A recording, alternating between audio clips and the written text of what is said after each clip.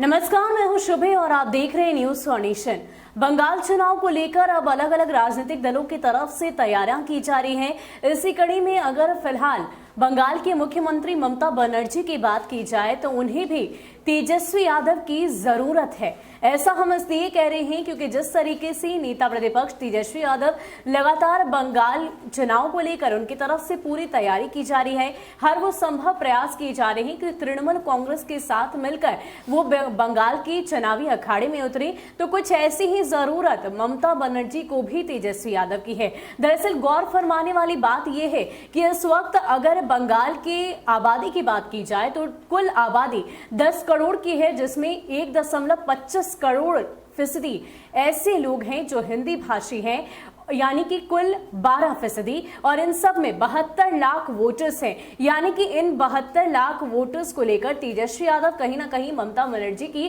काफी मदद करने वाले हैं। आपको बता दें कि इससे पहले भी जब चुनाव हुए थे तो उसको लेकर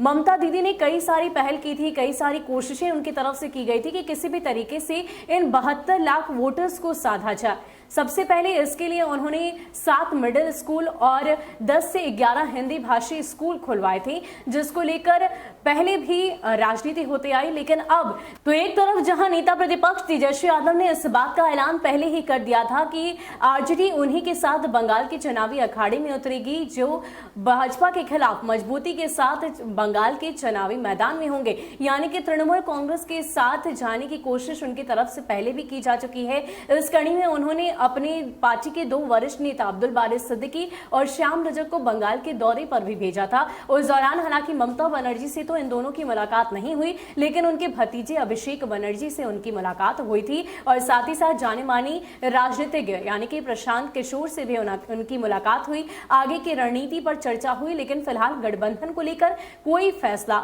नहीं लिया गया था और ममता बनर्जी की तरफ से कोई संदेश भी तेजस्वी के लिए नहीं भेजा गया। अब ऐसे में जितना जरूरी तेजस्वी यादव के लिए ममता का साथ है, वैसे ही अब ममता दीदी के लिए भी तेजस्वी का साथ आना जरूरी है। जिस तरीके से आंकड़े बंगाल के हैं, वहां के जनसंख्या के आंकड़े हैं, ऐसे में ये साफ होता है कि बंगाल में आधी आबादी तो इतनी जरूर है जो हिंदी भाषी है, बिहार मूल के हैं, यूपी मूल के हैं, और ऐसे में कहीं ना कहीं तेजस्वी यादव ममता दीदी की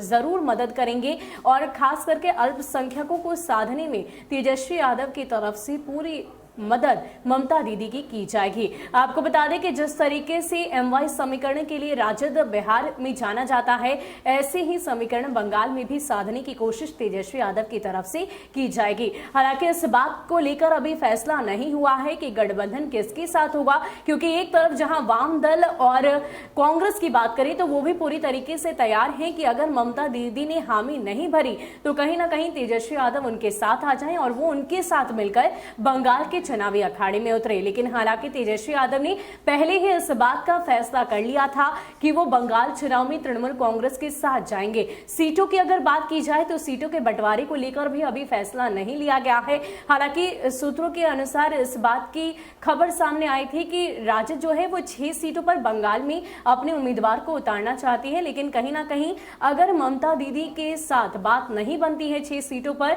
तो इस बात की भी खबर सामने आ रही है कि जितनी भी सीटें ममता दीदी की तरफ से दी जाएगी वो उनके साथ सर्वसहमति के आगे बढ़ेंगे, यानी कि बंगाल में तृणमूल कांग्रेस का साथ देते हुए बंगाल के चुनावी अखाड़े में तेजस्वी यादव उतरेंगे। तो तमाम आंकड़ों और तमाम बातों को अगर सामने रखा जाए, स्पष्ट रूप से ये समझ में आता है कि नेता प्रतिपक्ष तेजस्वी यादव को अगर ममता दीदी की जरूरत है तो ममता दीदी को भी तेजस्वी की उतनी ही जरूरत है। फिलहाल के लिए इतना ही। ऐसे ही अपडेट्स के लिए आप हमारे साथ बने रहिए और देखते रहिए न्यूज फाउंडेशन। नमस्कार।